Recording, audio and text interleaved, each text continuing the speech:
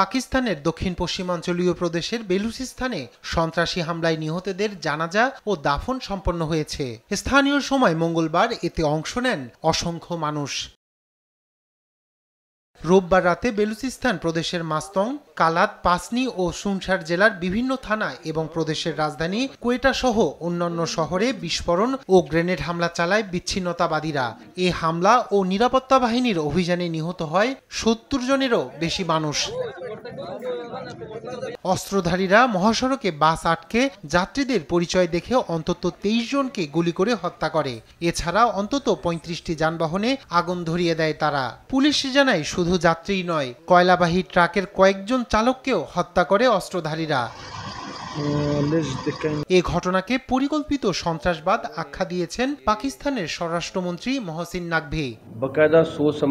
পাকিস্তানে বিশৃঙ্খলা সৃষ্টি করতে রবি ও সোমবার পরিকল্পিতভাবেই হামলা চালানো হয়। তারা আমাদের ভূখণ্ড বিচ্ছিন্ন করার অলীক স্বপ্নে বিভোর, কিন্তু আমাদের নিরাপত্তা বাহিনী অভিযান চালিয়ে ১২ অস্ত্রধারীকে হত্যা করে সেই স্বপ্নকে ধূলিসাৎ করেছে।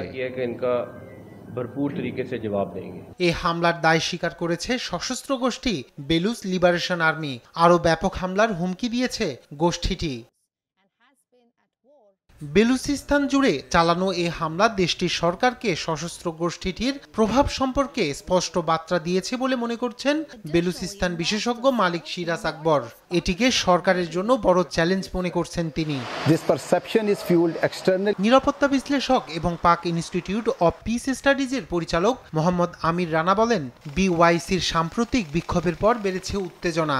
বেলুচিস্তানে অস্থির পরিবেশের মধ্যেই এ হামলা পরিস্থিতিকে আরো খারাপ করছে এবং বিদ্রোহকে নিয়ে গেছে আরো জটিল পর্যায়ে।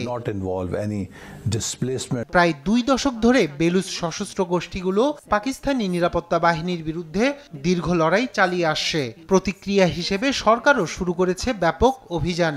এতে প্রাণ হারানোর পাশাপাশি গুমের শিকার হচ্ছেন হাজার হাজার বালুচ।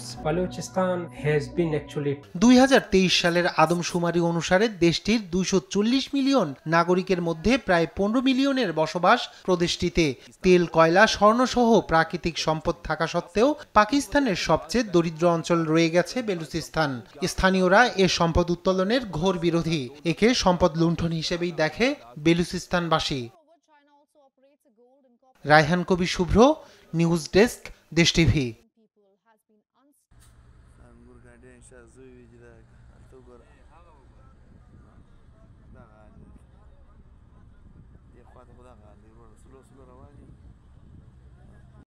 دا یپسې 5 بجو راورسېدله، د لشم